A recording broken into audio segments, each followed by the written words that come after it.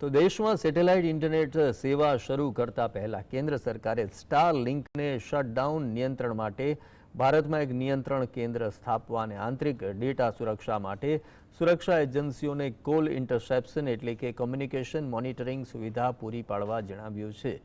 એક અંગ્રેજી અખબારના રિપોર્ટમાં આ વાતનો ખુલાસો થયો છે। સરકારની આ શરતો દેશની ટેલિકોમ કંપની જીઓ, એરટેલ અને વોડાફોન આઇડિયા પર પહેલેથી જ લાગુ છે।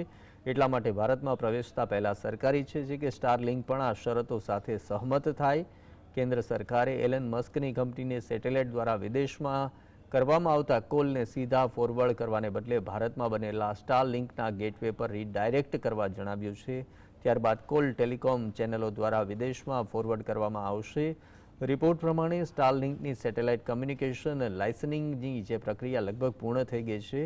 કંપની ભારતમાં ઇન્ટરનેટ સેવાઓ માટે જીઓ અને એરટેલ સાથે માર્કેટિંગ અને નેટવર્ક વિસ્તરણ કરાર કરી રહી છે।